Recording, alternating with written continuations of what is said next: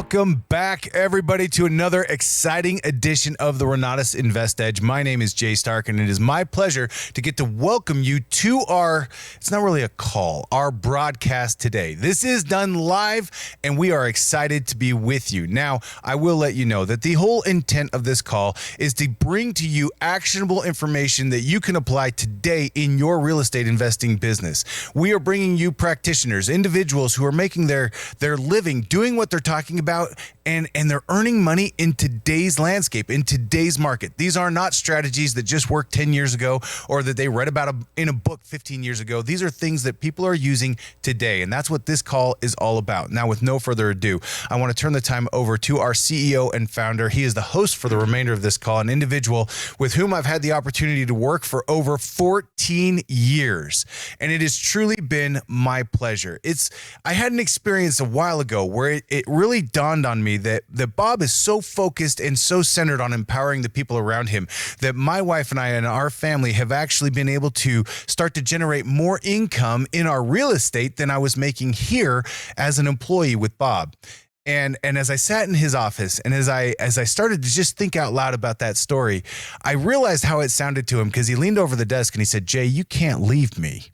And I looked back at him and I said, "Bob, I want you to know that I don't have to be here.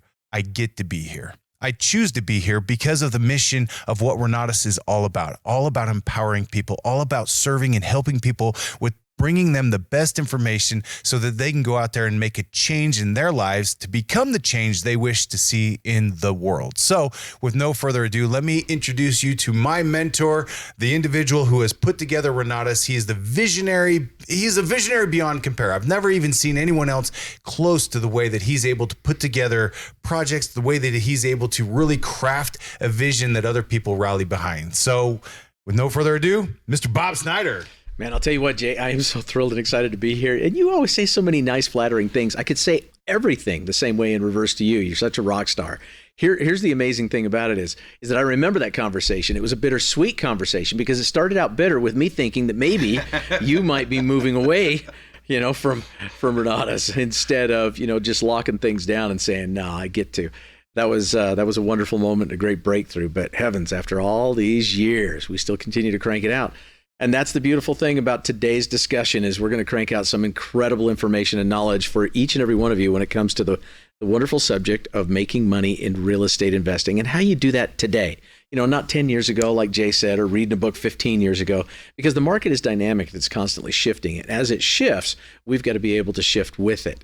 So, with our student body out there, which really occupies, every single state of the union, we've got a couple individuals that are right here close to the corporate office in Utah that have just continued to crush it. I mean, this couple is a couple of the individuals that, we have not only gotten to know and love, but to respect immensely for what they have created. They have on YouTube a wonderful show. It's the Mitch and Maeli. It's a flipping show, Flipping with Mitch and Maeli. That has gotten some great traction. But I'll tell you where they've really made a difference inside of our community and the lives of so many people, and that is with their First Flip Challenge, which they are absolutely dominating with. They're able to take individuals through our education and then into the First Flip Challenge, get them results in record time. It's been mind-blowing to watch and inspiration for me and for Jay and everybody else here. So I could go on and on. This is a couple that, they've been involved with hundreds of real estate transactions. They know the business inside and out. They have so many accolades that I think we'd be here for hours if I read them all off. So instead, I want to turn some time over to them so that they can enlighten you as to some of the systems that they have put in place for acquisition and how you can go out there and do that too. So Mitch and Maeli, thanks for joining us in the studio, man. We are so thrilled to have you here. Thank you, Bob. Happy to be here, Jay. Thanks for having us. Real estate is why I started doing this. The people that the lives we get to change along the way, that's been a huge bonus, and it's something that we fell in love with, and that's become the passion project. But I know the reason people get excited about Renatus is because they recognize that they can change their own lives by jumping into real estate and starting to make money. And I've noticed as I've kind of watched, myself go through a process and watched other students go through a process of learning and going out and starting to apply the education.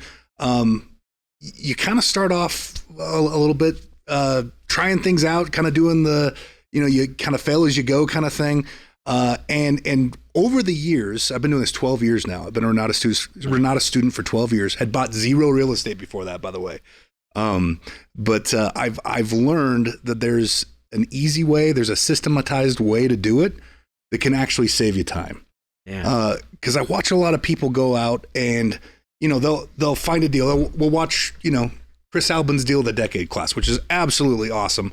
And they'll hear about all these different ways to find off-market deals, things like, divorce leads, or, pre-foreclosures, or whatever the case might be. Probate. Yeah. They'll start pulling those lists and all the good things, all the things we should be doing. But then you get a lead and you get excited. And you're like, oh, I'm going to go drive to this house. It's like a half hour away from my house. I'm going to go drive. I'm going to take some pictures, right? Drive back home. I'm going to run my numbers. And then, I'm going to write up an offer because now I know what I need to buy it for. And then, you spend 3-4 hours on this one lead. And then you call the homeowner and they're like, oh, we don't want to sell. Yeah. Now you just wasted 4 hours on one lead, right? And so that only had to happen to me a few dozen times before I realized there's got to be a better way to do this. And so that's where, over time and with failure and with wasting a lot of time, we developed the what we call the deal spotter system or the asset acquisition system, right? And that's something that's taught deep within Renatus DNA is use systems. And so as as that was just repeated to me, it's like, all right, let's create systems around everything we do. And so the deal spotter system, really, it's just 5 steps.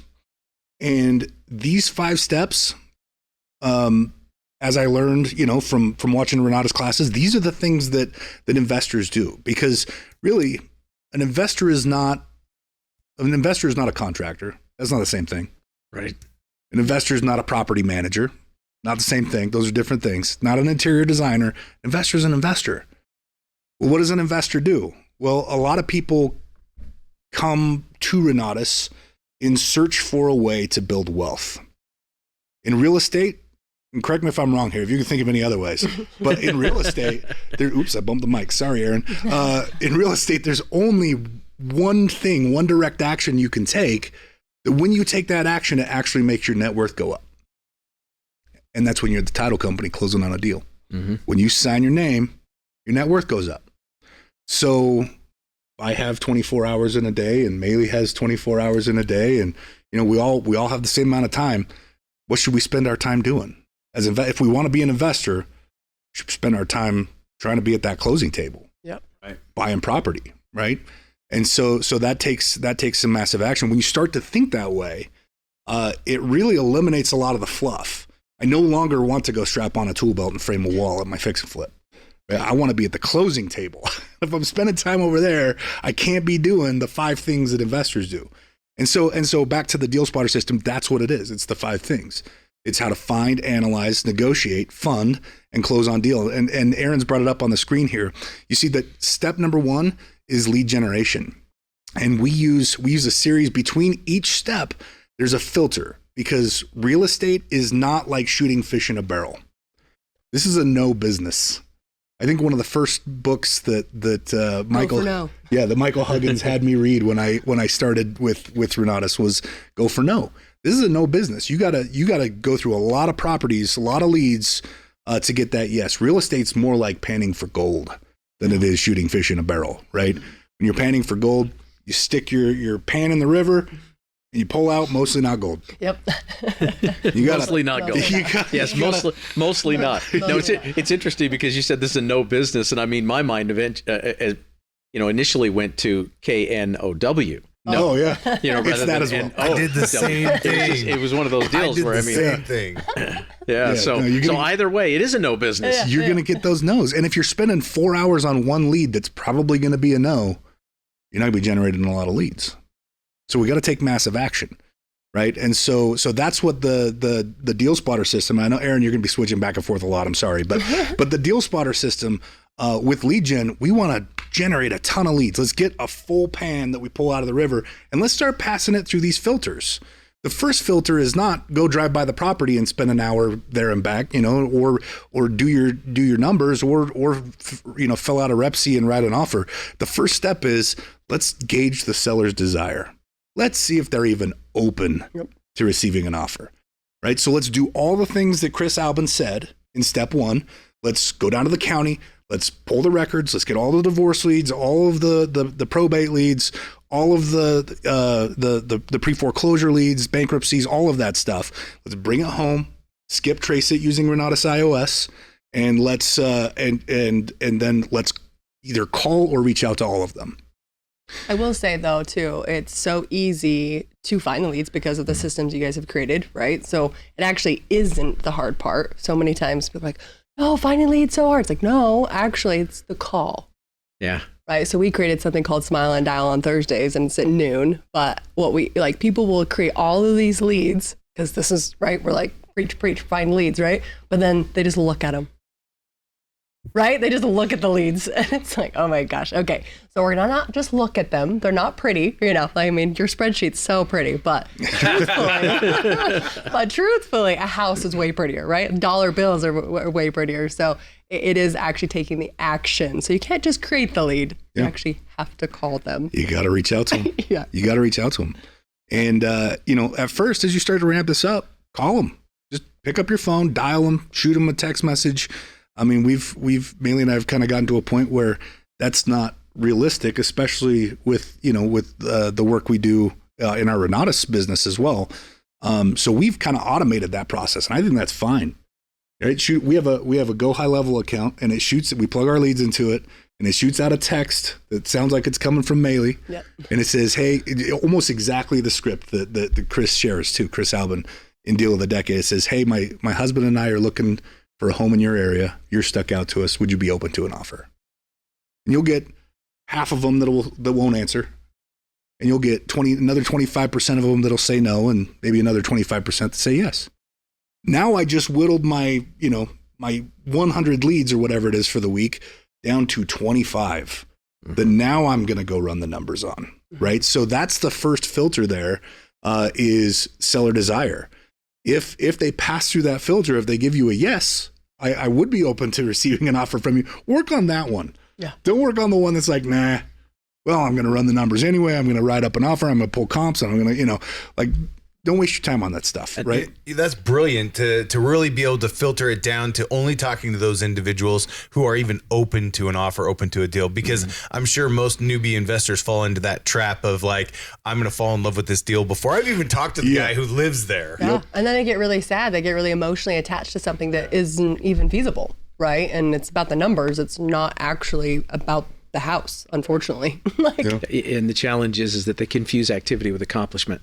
And that's the thing that I see with a lot of, especially new investors, is that they confuse activity with accomplishment because they don't understand what a money-making activity truly looks like and how to streamline efficiencies. And I'm glad you're speaking about this today. Yeah. No, absolutely. Yeah, people play Office, right? Yes, they do. Right? They do play Office. They get their business cards and they get their website already. And they got their whiteboard all filled out. The spreadsheets are full. Oh, they go down to the Office Depot. They buy themselves a chair. They bring it home and they go, I don't think I can make calls yet because this chair, it's not working for me. I don't have the right highlighter yet. Yes. My dream board isn't done. Yeah. My stapler's not full. Yes. Look at the time. Home Depot or Office Depot, they're closed now. They're closed. I'm going to have to wait until tomorrow because I'll get me a new chair tomorrow. Right. And boy, then I'm going to attack that list. I also will say that you have taught us, right? One of my favorite things is create as many leads as you possibly can before you get to that next filter, right? Before you pass it.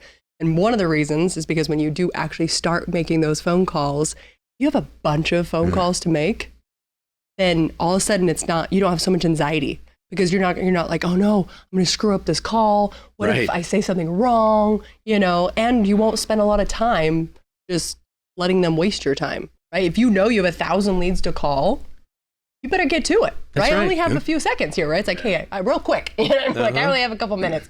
But then you won't have so much anxiety around, oh no, this is, if I don't do this one deal, like this is the only, like I've got better nail this.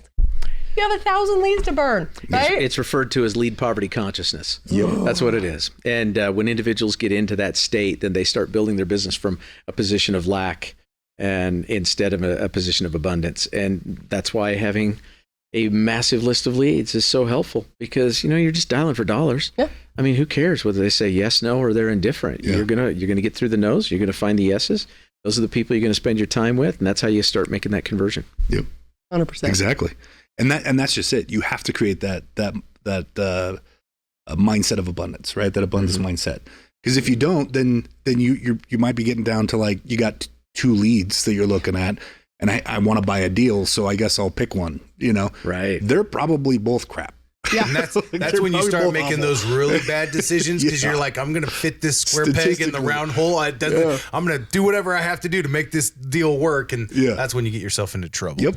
Exactly. And because of our 90-day first flip challenge, it has created a ton of urgency to get into a deal.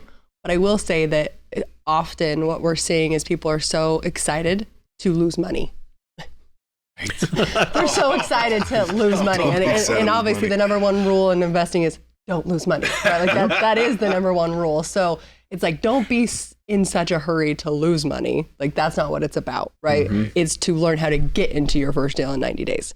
So don't be so hyper focused on getting into your first deal to somehow be like, look, I did it. Realistically, that I would much rather you not get into your first deal in 90 days if it's not a deal. Yep. So learn how to run your numbers, right? Which goes into the next part. Spencer Clark did thank us for making fun of his brand new whiteboard that he's got.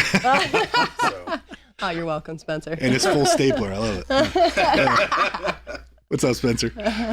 No, so that's, I mean, and having an abundance of leads, like, it can create a time problem if you're doing it wrong. We can, there's certain activities that if we do, like I opened with, if we're going backwards through this process, you just don't have enough time to have an abundance of leads. Right. So we have to be organized and we have to be strategic about how we're going about it. And so once we get to that list of yeses, we pass our, pan full of dirt and gold and other things through that first filter. Now it's time. Let's open up the real estate red flags class from Chris Albin. Let's learn how to analyze deals. And start running the numbers. Chris does a fantastic job. I was here in the studio a few months ago when he was re-recording that class. Yeah. He does an incredible job with that class. That's one of the, in my opinion, that is one of the most valuable classes in the entire curriculum, because it teaches you not to identify deals emotionally, identify them logically using math. And there is, man, I've been around this industry now for over 12 years, and I've seen all sorts of calculators that people give away to get into their funnel. And, what's interesting is all the calculators, they work down to what you're going to make on the deal to tell you what your profit's going to be. What I love about the calculator that Chris includes in his class is that you tell it what your minimum desired profit is, and it will tell you what you need to offer on that deal. Your maximum. And I think that's important because especially, when we're looking at any type of investment, fix and flips, rentals. I always tell people when they ask me, they'll say, do I need to get an appraisal? Do I need to get an appraisal when I'm buying this fix and flip that I'm working on? You can, but I think it's a waste of money because it doesn't matter what the house is worth when you're buying it as an investment. What matters is the math. The math will tell you what you need to buy it for, and then it's up to you to negotiate, right? So now you're going to use that spreadsheet that Chris teaches you how to use in Real Estate Red Flags to get down to what your maximum investor offer is. Once we've done that second step, which I call quick analysis, we have our second filter. And the second filter is, well, what do they owe on their mortgage? Because sometimes, Chris's spreadsheet will tell us, hey, you can offer, $200,000 on this. And then you look up their information on Renatus iOS and they owe $250,000 on their mortgage. Right. Is that going to be a quick transaction?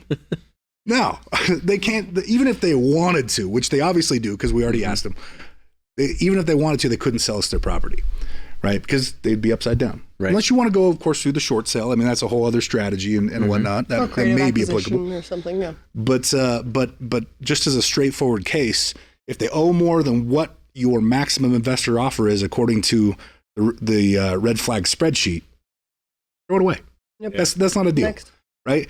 It only passes through the filter if your maximum offer price, your ceiling on what you can offer, is higher than what they owe on their mortgage. That creates what we call a negotiation window. And that takes us to step 3 on the Deal Spotter system, which is negotiations. And man, we got a really cool class in the education. Yeah. On You know what? It's not a negotiate. bad class. Yeah. It's not a bad We got to class. get that instructor back in the You know? studio to teach us some more stuff. I'll tell you what. We need more classes in that thing. I use all of my negotiation strategies constantly, all the time. Yeah. I don't care what I'm doing. Right? Whether I'm buying a house, I'm buying a car, I'm buying teeth for my sister. Yeah. I mean, we just went through that. I saved $9,000, Oh, making wow. that Yeah. transaction happen. So That's awesome. yeah, so it's it's been a class that pays huge dividends. It does. And you're right. It is applicable in all areas of life. We're the proud parents of 2 teenagers. So we use that negotiations class on a daily basis. Now, unfortunately, our children are also, so that's, becomes a thing. But, They start watching the classes. Learn You're by like, wait, example. no. You guys can't negotiate against us. That's right. That's right. Our, Because we also teach. I mean, we not only teach the 30 different strategies in that class, but we also teach the counter to each of those strategies. So, Right. yeah. So it's one of those things where you watch it. Don't let your kids watch it. Yeah, don't let your kids watch that one. Backfire. Yep. Yeah. Both kids have made comments at different points, about wanting to be homeschooled, and they end up not doing it because they want the social interaction of high school, like every teenager does, right? But we both said to both of them, both times it's come up, we'll sign that paper if you watch your Renatus education. Yeah. And they're like, really? Just stay at home and watch Renatus? Yeah, we'll sign it, right? So, It would be cool. yeah, they want that social interaction, but No, for sure. but once we so back to the training here. Once we have that negotiation window, now we can go have that conversation, and we can come in and say, hey, obviously, like you teach, we want to start our offer low, or even not be the first one to say a number, right? But if they come in and they're higher than what our max offer is, well, let's counter with something that we know is right above what they owe on their mortgage, right? And you do the back and forth, and you're going to land hopefully somewhere in that window. But if you don't land there, if the seller won't settle on something that's below your max offer, even if it's by $1, have an abundance mindset. Yeah. There are so many things that can go wrong in a real estate transaction. And when you build in your minimum desired profit, and I've had people come back to me like, well, my minimum desired profit's $10,000. It's like, you could have a $10,000 mistake. Yeah, that's pretty Oopsie. You could have a $20,000 mistake. Yeah. So why don't we make that minimum at least 30, if not 40,000 on a, on a fix and flip. Minimum. But you're, the higher you fudge those numbers, I think this is the perfect rule for this system. Don't fudge the numbers. Yep. If it comes back, $1 higher than where you need to be, just move on to the next one. Yep. Have an abundance mindset about it. So that's the filter. That's filter number 3. As we're negotiating, is the seller decides, are they going to accept an offer in your negotiation that's inside of that window? And if they do, great. It moves on to the next step. If they don't, then Great. move on. Great. They've just filtered themselves out. Now, I do have to ask you a question about that too, because I've always operated a little bit differently in that respect, because I have multiple strategies that I can utilize for a deal, right? So I mean, what you're speaking to is, hey, we want to get in there, we want to find the offers, we want to move now and get the deal closed. But do you keep a backlog of those individuals you stay in touch with? Because the closer they get to that auction date, the more motivated they become, and suddenly individuals who were like, no way. Because I know manna is going to come from heaven. It's going to save me in this deal. I am going to be just fine. The closer they get to that auction date, the fewer options they have, the more urgency they have. Do you stay in touch with those folks? Fortunes in the follow-up. So absolutely. You taught us that. Yes, Fortunes absolutely. In the follow-up. Because of that reason. Yeah. Right? Fortunes in the follow-up. So in other words, you move on, but you don't close the door. No. We don't close never, the door. ever. Yeah, we move on. And there's complexities that you can build into this system. Like, for example, when we're running this system, our primary investment strategy is buy and holds. Yeah. So we want to, and the primary way we do that is seller finance acquisitions and subject twos. And so that's kind of how we lead. But more people are, or I guess I should say fewer people are open to that than are a cash offer, even at a discount. Mm-hmm. So we'll lead with the, would you be open to, creative financing in some way? And there's a script behind that. Great class by Brian Sump, right? Yep. It's awesome. Absolutely. And then if they're like, nah, okay, well, I can get you a cash offer. It's gonna be a little less than what my seller finance offer would be, but let's chat. Are you open to that? And then in my case, we say, worst case scenario, I'll list it. Right. Yeah. I'm an agent, and agents so, have a built-in like a second stop on the filter. Oh, listen, that's the reason why my daughter became an agent. She wanted to double dip on all the deals they were doing. Absolutely. Double dip. I call it triple dip. Triple dip. It's a triple dip. And if I find the deal, call the George then Costanza. I'm the agent on it. Yes, right? you are. Yes, you are. And then if I'm the investor on it, I obviously am making money on it. And then when I sell it, so. Oh, you got the triple dip. The triple dip. Triple dip. I like it. Yeah, it's like the 3-layer dip right there of real estate investing. Good. Yeah, I like it. Yeah. So I was just going to say, it is hard for people to not hyper focus on that specific point or like spot with the offer. So I would suggest, if you're getting stuck with I don't know what to send them, always have 3 offers available. And then that way, whatever you're really wanting them to choose, make that the sweeter one, right? Like whatever the one that you're like, oh, I want them to pick this specific one, right? Then it's like, okay, make that one look a little sweeter. And I personally don't necessarily have to submit repsies. I feel like for an offer, you could just do a letter of intent. Mm-hmm. I feel like that goes a long way, because then you're not writing 1,000 addendums and having to Right. So come to negotiations with just a letter of intent. I feel like that's very helpful. Yep. Right on. Yeah. And once they accept that offer, that's the third filter. Once they accept that offer, then we're in our due diligence period. And I always, I know there's a lot of opinions on this out there. And I know we have a great class on auctions that, you don't get a whole lot of due diligence in auctions. Yeah. You don't get a whole lot of due diligence buying a wholesale usually. But man, for me, due diligence is what makes the difference between investing and gambling. And so I like to go in and do, as much due diligence as I possibly can. Hire a really good home inspector and buy everything on their menu, get all the tests, right? Understand exactly what it is that I'm buying, and that I'm committing myself and my partners to, because knowledge mitigates risk. Mm-hmm. I mean, that's, I think, one of the cornerstones that Renatus is founded on is knowledge mitigates risk. The more you know about this, the safer you're going to be doing it. Yep. And so that's part of that 4th step, which we call long analysis now, which includes due diligence and putting your funding together. During that due diligence period, you should be putting 2-3 weeks if you can, right? Because you got to get your funds together. You got to go through the inspection. You got to get your contractor in there if it's a flip, get your bids back, or get your property manager in there if it's a rental. Make sure that they understand what they're getting into. So there's a lot to do in that 4th step. But the 4th filter after that step, once you've collected all that information, and I usually do when I'm doing my quick analysis, which is the numbers. Yeah. And Chris Albin's spreadsheet, I usually do a save as for every property. Mm-hmm. I just save property address on my hard drive so that if I get to step 4 and I'm doing my due diligence, I can go call that back up and be like, well, this is what I guesstimated my repair costs were. But now that I have a bid from my contractor, I'm going to go put in down to the decimal point what it is, right? So we want to kind of be double checking our numbers and verifying that those numbers still work. Sometimes you got to go back and renegotiate with the seller. And, when we do that, we want to make sure also that we're getting paid for the extra stuff that we're going to have to do. It's going to cost you an extra $20,000. Don't just negotiate it down $20,000. You got to get paid for that extra headache. Negotiate it down $25,000 or $30,000, right? And then sometimes it doesn't work, and we got to cancel the contract and move on and, move to the next lead in the list. But I love how you guys keep pointing out that it's not about how attached you are to the deal. Instead, it's about the math. Yep. And if the math doesn't make sense, if it just doesn't pencil, then you move on. Yeah. And you got to have that perspective of, hey, this is a deal that I am willing to let go to protect my family, to make sure that my future is more secure. Yep. So I love that. I know that that's something where a lot of people also get stuck when they're brand new, where they just get so emotionally attached. They're like, well, okay, we're this far in the game. I've already put in this much skin. It's going to I'm just going to whittle things a little here and a little there. And all of a sudden they find themselves upside down again in a deal. Yeah.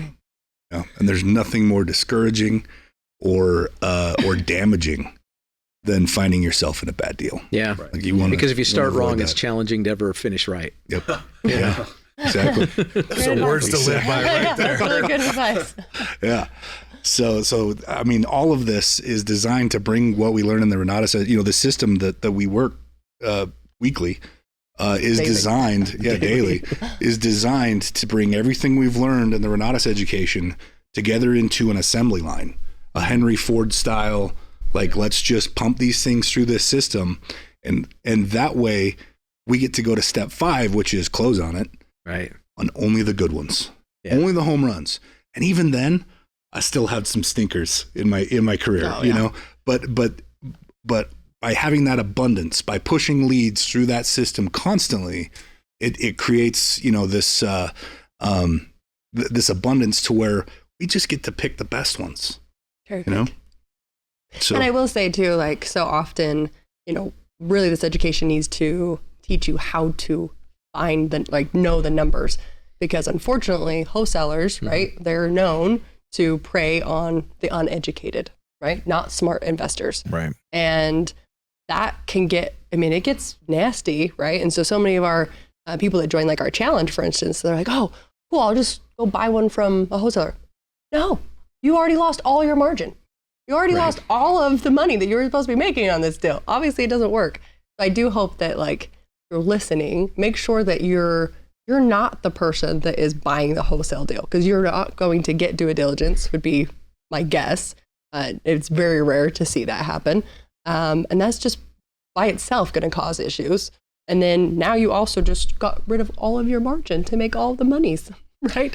I hate that. Like we have one of our Mary and Seta, they're going to make $250,000 on a flip. Yeah. It's actually on Tuesday, awesome. so you guys should come see it. Right on, record. man. That's fantastic. awesome. I know. I'm Well- like, you guys are awesome. And you know what? And because you brought up the wholesaling thing too, listen, everybody teaches and preaches the fact that, wholesaling is the fastest way from start to money in real estate. But when I first got in the game, I mean, wholesalers, they pretty much made, $2,500, maybe $5,000 on a flip, on a wholesale transaction. Yeah. And that was just kind of the parameters of the margin, I've seen a lot of greedy wholesalers these days, and they really are taking advantage of folks because they're pulling all the profit out of the deal. They're saying, the after repair value on this thing is going to be X, but I'll sell it to you at X. Yeah, just and lying. then you're like, oh, I'm so excited to get this because there's all this margin in here. I'm going to go ahead and buy that because they don't do the due diligence. And then what happens? They find out that the X they quoted was really Y. Yeah. And that's so important. Even if you are going to, let's say you're just syndicating, right? Maybe you're just throwing money at the deal because you don't want to do the work, right? Totally. We love that. We love all of our syndicators, right? That's fantastic. But you still need to know how to run your numbers. Oh, yeah. You can't just take somebody's word for it. That's a terrible idea. Right. Let's not do that. Yeah.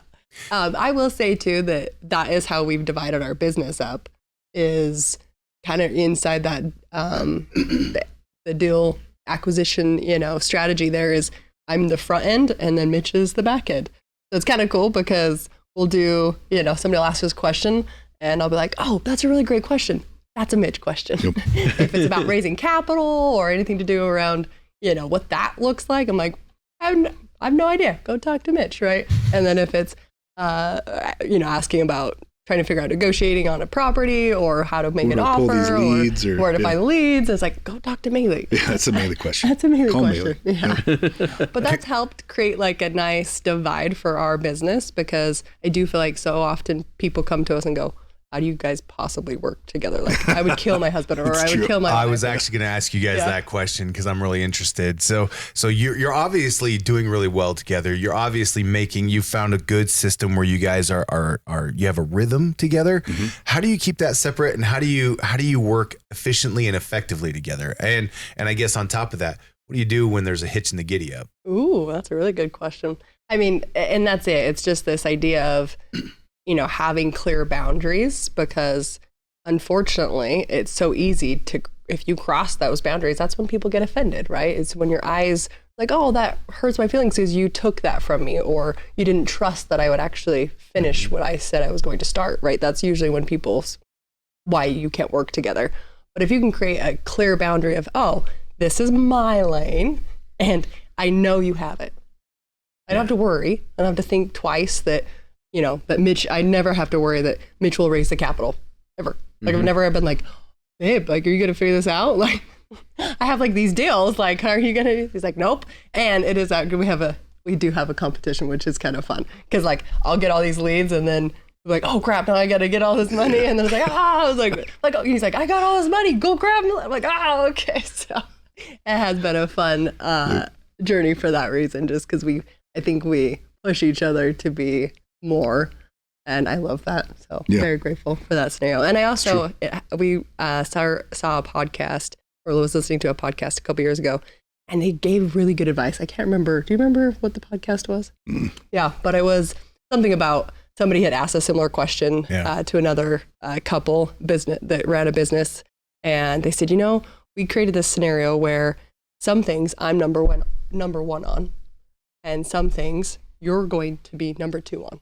Mm-hmm. And at any moment during the day, and this is true now, it's so great. We've definitely adopted this into our life and be like, hey, I have this activity, I'm creating this event, or I'm doing whatever, and I'm number 1 on this, but I need you to be my number 2 on this. Like, I need you to like help me. And then vice versa. At any moment, Mitch can be like, okay, I'm number 1 on this project, but I need you, right? You need to be my number 2 right now. It's like, I'm here, I'm ready to go. But that just gives permission, I think, the other person to realize that they need help. Yeah.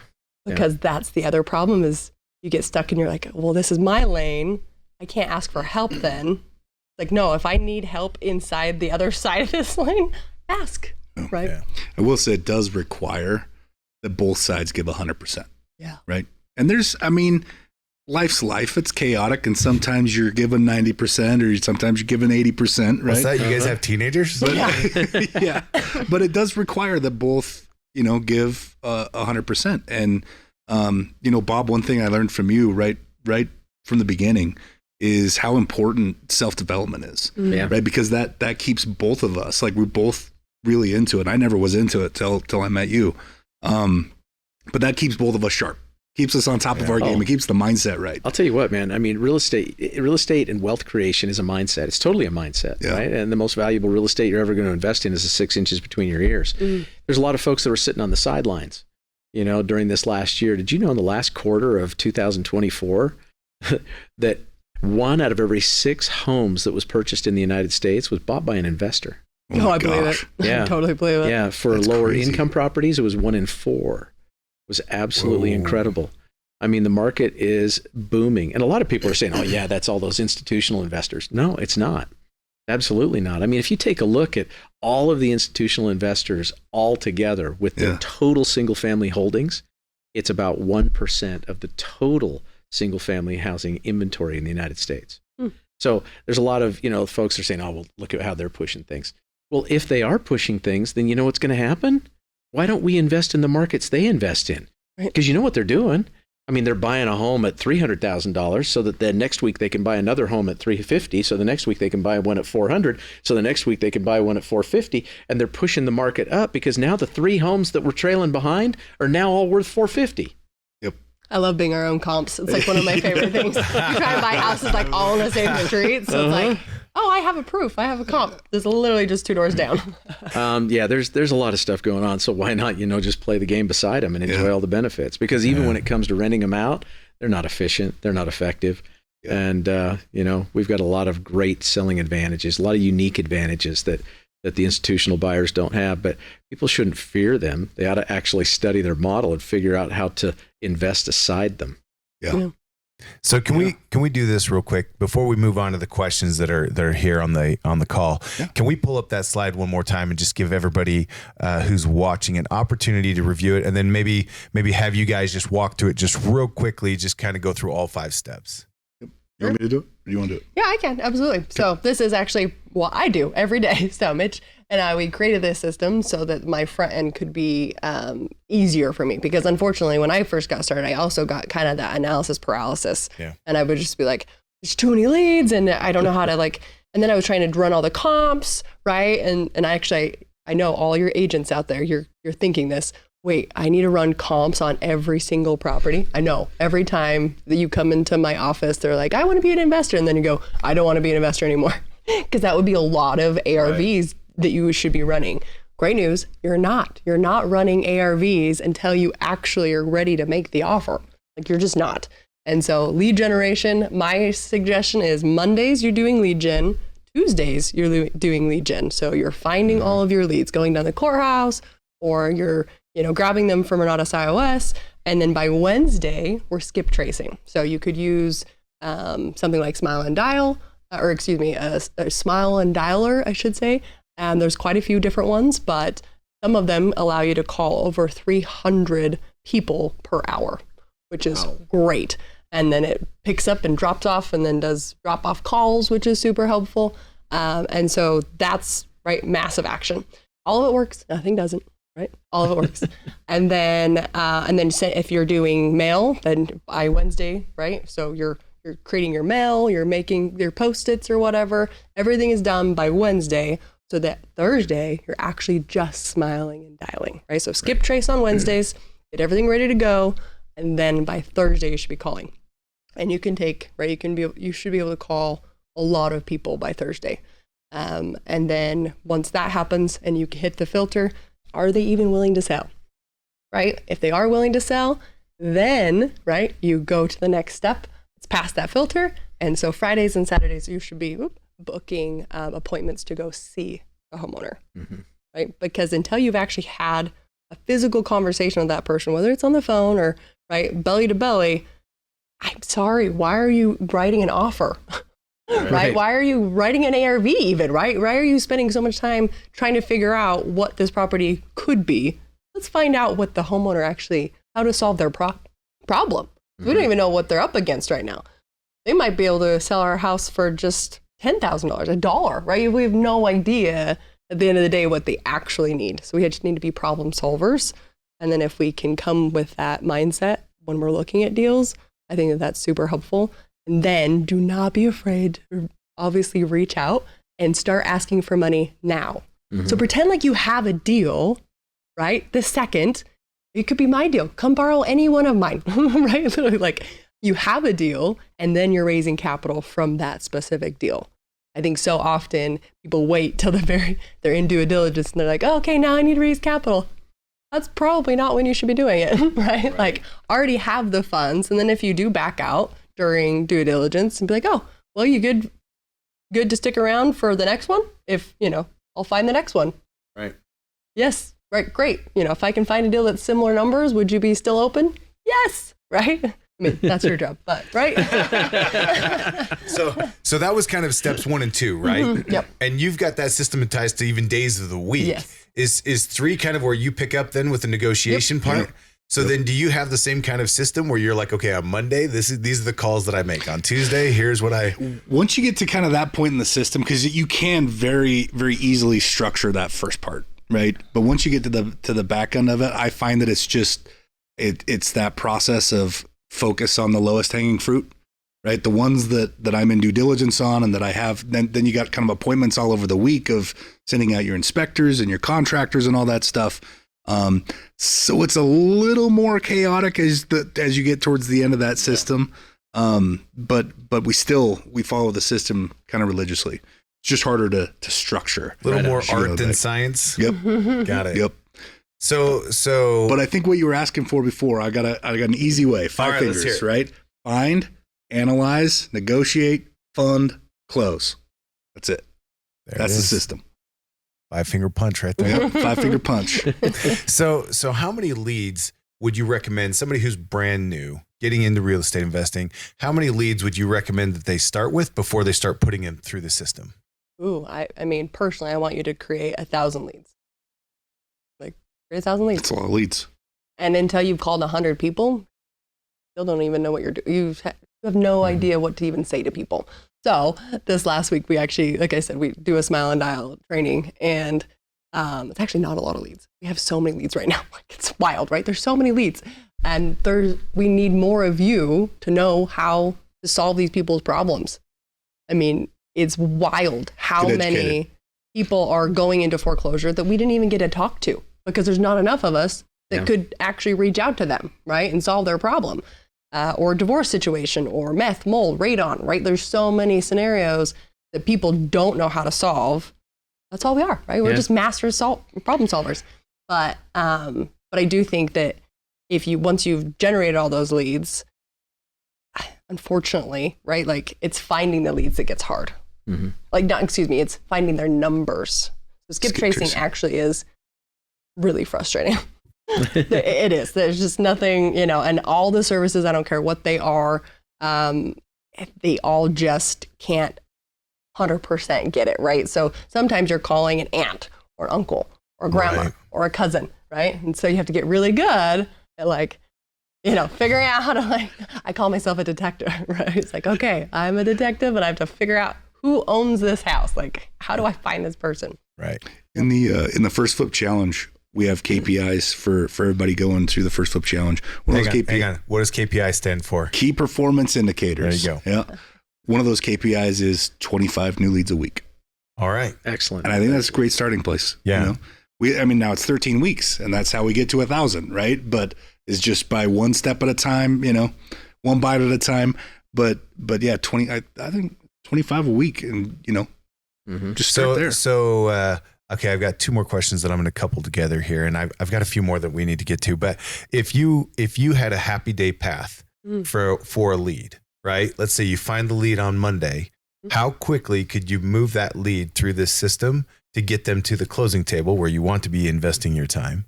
And then the follow-up question is, once I get a lead who is progressing, I stop finding other leads, correct? No, Jay, that would be a terrible decision. Let's stop the pipeline. Yeah. But that is actually normal, right? Like that is something that people do. And I love when people can really create a system around that where it's like, no, but that's why you have a system, right? Because then all your focus isn't just on one property. Yeah. If you do that, you literally just picked up another job, right? So that doesn't work. Lean on your systems, rely on them, because what I do Mondays doesn't change. Right. What I do on Tuesdays doesn't change. What I do on Wednesdays, right? The system can't be broken, or our pipeline would be zero. Right? Could you imagine if Apple was like, hey, we got the parts for one phone. Stop production, everybody. Yeah. We're going to put this phone together. We're going to put it all together, and then we'll worry about the next phone. And then we'll turn it all back on, right? That's a great visual, man. Yeah. That really is. That's a great visual. Yeah, no, keep it going. Keep it going. You got to keep the factory running. Right on. So what is that happy day path as far as like a timeline? How quickly do you think you could get somebody from being a brand new lead to all the way to the closing table? I mean, it depends on our due diligence timeline, because yeah, that's a very subjective, very subjective thing. I mean, you can knock them out and I've seen you crush them in 48 hours, right? Where you got to stop the auction and get them to the closing table, and but I think standard. What would you say? I'd say 3 weeks. 3 weeks. I like to make them longer, to be honest. I'm a little bit. We like our due diligence. I like a longer due diligence. Gives you a little bit more breathing room. Yeah. I get you. I think that's it, and it just makes everyone feel a little bit. But no, and I feel like that this is common too, that people understand this. You can always ask for longer due diligence. Yeah. Right. So people always get that kind of confused too, where like maybe you only asked for 2, but you still want more. Like, hey, I didn't know I was going to need an entire roof, shingle and tear off and everything. So you're going to need to give me a little bit longer time here, right? Like it's okay to ask and continue to keep asking. Yeah. And I will say that people do this wrong too, which is if they think the offer is something specific and the deal calculator, right, it tells them, okay, this is your maximum offer. They won't offer above that. But I actually think that that's not necessarily like exactly what you should be doing. And the reason is because when I show up to a house and I tell agents, I tell everyone, I'm like, I will make you an offer based on what I can see. I'm not an inspector and I don't know how to fix anything, right? I don't. And so because that's the case, I purposely try to not know how to do things, right? In this case, because this is how my offer is based. And then great news, if nothing comes back where, or there's meth or there's mold or radon problems or whatever, then this will be exactly the offer and this will be great.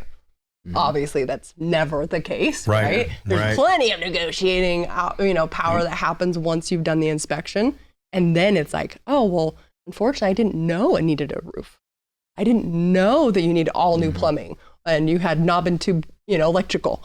Like, right? Like, I didn't know that all these things needed to happen. And so it does give us a ton of negotiating power when you do structure like that. Well, that's a great so way put it to under put it under contract, because you can't negotiate anything that's Right. not under contract. Right. It's just a great way to pre-frame the conversation and to develop proper expectations Yes. so that they know that, hey, listen, if everything's great, then this is the number. Yeah. And if everything isn't, then we've got to talk about it so that they're conditioned to that right out of the gate. I love that.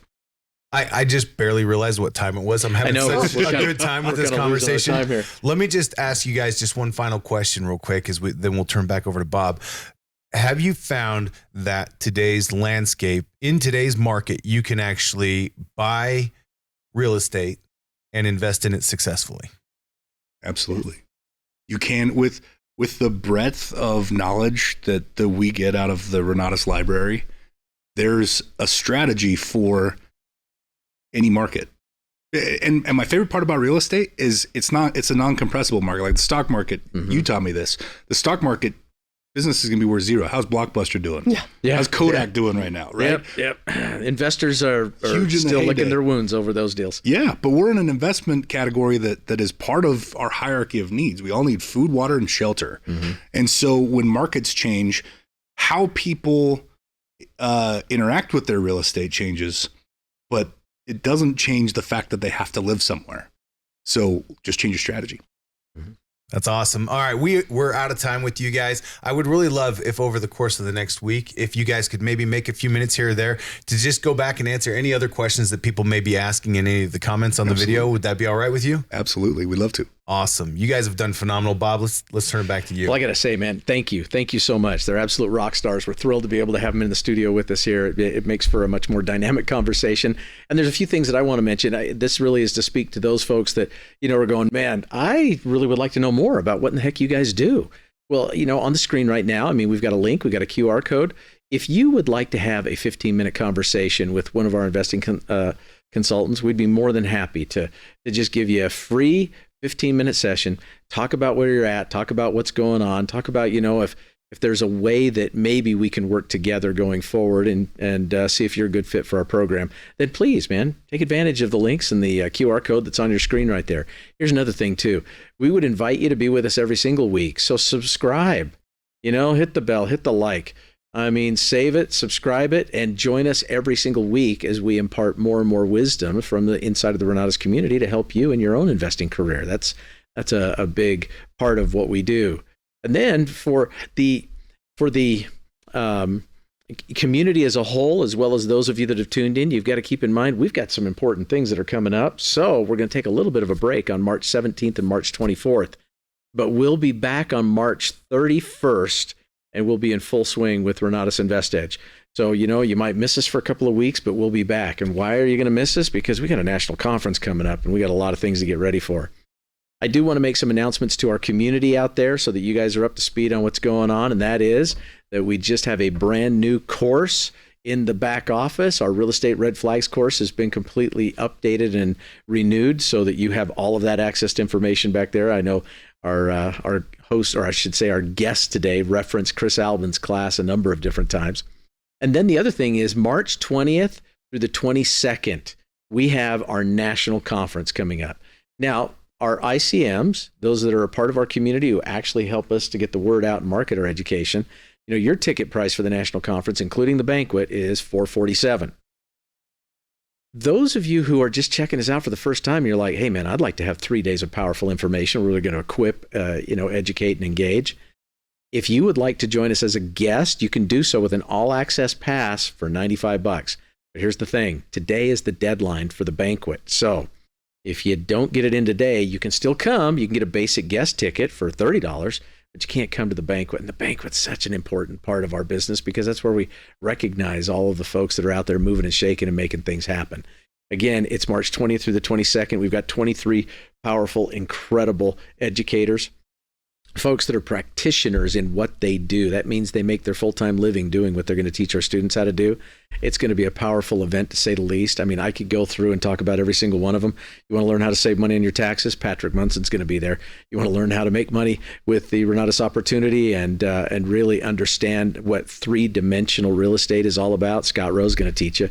You want to know about short sales, or it's not short sales, but short-term rentals, or the velocity banking strategy. I mean, Mr. Randall Cloud, Michael Huggins is going to be there for, an opportunity to share with you some of the great things that he's done over the years with regards to our opportunity. Mr. Richard Stock, oh my goodness, Mr. Woody Woodward, what an incredible system he's developed with the Drive system. The list goes on and on and on, but the national conference is a must attend for anybody inside of the Renatus community. And if you really want to understand how to take your business and real estate to the next game and you get equipped, you got to come join us. Come join us. There's a fantastic event, is an all-star cast, practitioner instructors, individuals who don't teach you fluff, they get right to the stuff. And that's also that you can get engaged and take action in the business. Now, there's a lot of great things that we're doing as well for the folks inside of our community. And that is our ICMs who invite guests, and those guests attend. Well, they're going to get introduced into a special sales contest so that they can come to my house after the national conference is over. That's Saturday night. They're going to be hanging out with myself and my lovely wife and enjoying some great opportunity to work with some of the speakers that are at the national conference, to do some great Q&A, to do some fantastic networking opportunities. All of that is available, and all you got to do is, get yourself registered and then start plugging guests in.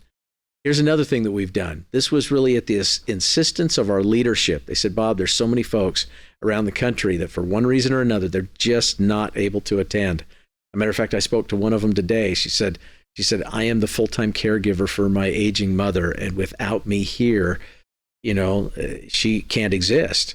I mean, is there any way that we can view the national conference online? I said, absolutely. So we put that together where we're going to be Zooming it in. And again, you get the opportunity to do that. Now, if an individual is inside of the boundaries of the Wasatch Front and in Utah, we're pretty much blacking that out. Why? Because you should be in the event live. But if you live in Chicago, or you live in Atlanta, or if you live in Florida, or you live in New York, wherever you might be, and you're not able to make it to the conference, there is now a way for you to do that. How do you get registered? Well, you got a QR code right there on your screen. It's pretty simple. Get yourself registered so that you can get educated, equipped, and then engage in this process so you can take action and go out there and just absolutely crank it up. Again, our business is all about you having the flexibility of time and the opportunity to build a business from home. They say that if home is where the heart is, shouldn't your business be there too? Well, I'm a big believer in that. So come join us at the national conference. And again, Renatus InvestEdge will be back with you on March 31st. March 31st. Thanks for joining us today. We'll see you soon. Good day and God bless.